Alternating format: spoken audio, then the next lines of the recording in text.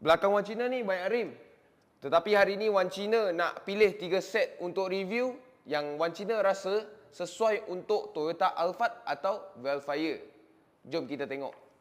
So, rim yang pertama adalah rim rekaan Modelista yang terbaru daripada Jepun 2023. Okey, rim ini adalah cantik. Kenapa? Sebab dia adalah satu kombinasi sporty dengan luxury. Dia dalam sporty sebab cabang dia ada nampak tajam-tajam sikit, nampak banyak kipas. Tetapi yang kedua, dia nampak luxury sebab dia ada muka polish yang lebih banyak sikit berbanding dengan Modelista yang sebelum ini. Okey, pasang dengan kereta dia 18, dia nampak macam 19. Kenapa? Sebab cabang dia sampai habis, memang chrome dia lagi banyak sikit, nampak macam penuh sikit. Okey, so kita beralih kepada rim yang kedua.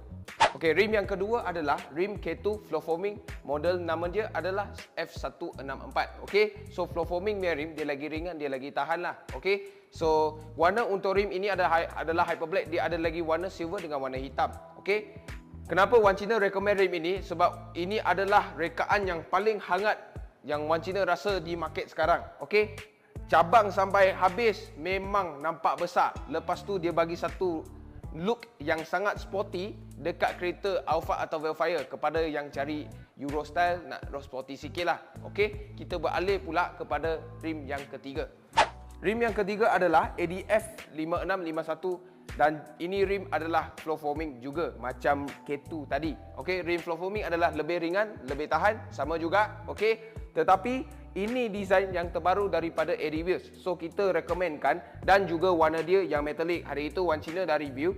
Rim dia memang cantik warna dia sebab warna ini susah jumpa dekat rim lain. Pasang dekat kereta nampak special sikit, tak sama macam orang lain lah. Okey, so kita boleh nampak cabang dia memang habis sampai sini, dia nampak macam satu shape triangle lah. Okey, so rim ini pasang dekat kereta memang sama juga, nampak besar. Yang 3 rim Wan Cina recommend ni 18 inci, tetapi pasang dekat kereta memang nampak 19. Okey, itu saja untuk video kali ni. Kita cuma nak review sikit rim yang sesuai untuk Toyota Alphard sebab banyak rim yang baru masuk dekat kedai Wan Cina ini.